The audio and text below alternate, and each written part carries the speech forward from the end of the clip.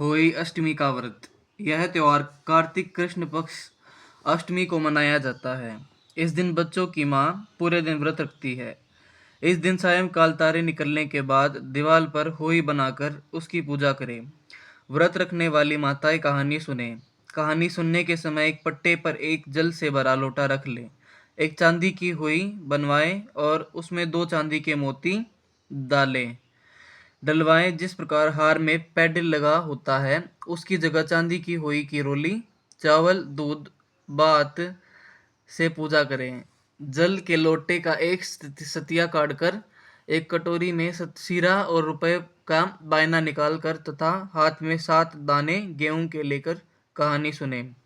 फिर होई के गले में पहना ले। जो बायना निकाला था उसे सासू जी के पाए लग कर देवें। दिवाली के बाद किसी अच्छे दिन होई गले में से उतारकर जितने बेटा बेटी होवे उतनी बार बेटों का विवाह हुआ हो उतनी बार 2 चांदी के दाने उस होई में डालती जाएं। अब होई उतारने उसका गुड़ से भोग लगाकर और जल के छींटे देकर रख देवें। चंद्रमा को अर्घ्य देकर भोजन करें। इस दिन रावणों को पेठा दान में अवश्य देना चाहिए। यह व्रत छोटे बच्चों के कल्याण के लिए किया जाता है। होई देवी के चित्र के साथ साथ सेही और सेही के बच्चे के चित्र भी बनावे और पूजा करें। होई अष्टमी व्रत की कथा बहुत पुराने समय की बात है। भारतवर्ष के दतिया नामक नगर में चंद्रभान नाम का एक साहूकार रहता था। उसकी पत्नी का नाम चंद्रिका था। वह बहुत ही गुणवान, रूपवती, चरित्रवान और पवित्र थी।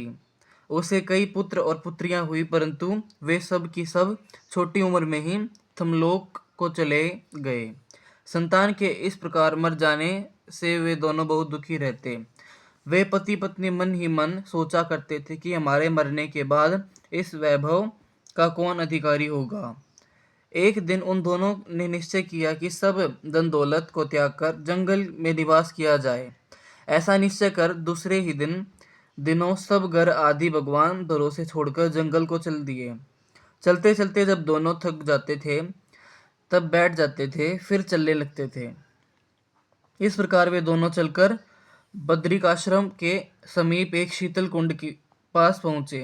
वहां पहुंचकर दोनों ने मरने का निश्चय करके अन्न जल त्याग कर बैठ गए। इस प्रकार बैठे बैठे उन्हें 7 दिन हो गए। 7वें दिन आकाशवाणी हुई कि तुम लोग अपने प्राण मत त्यागो, यह दुख तुम्हें पूर्व जन्म के पापों के कारण मिला है। अतः हे साहूकार, अब तुम अपनी पत्नी से होई अष्टमी के दिन जो कार्तिक कृष्ण पक्ष को आती है व्रत रखवाना। इस व्रत के प्रभाव से होई नाम की देवी प्रसन्न होगी और तुम्हारे पास आएगी। तब तुम उस देवी से अपने पुत्रों की दीर्घायु मांगना। व्रत के दिन रात्रि को तुम राधा कुंड में स्नान करना।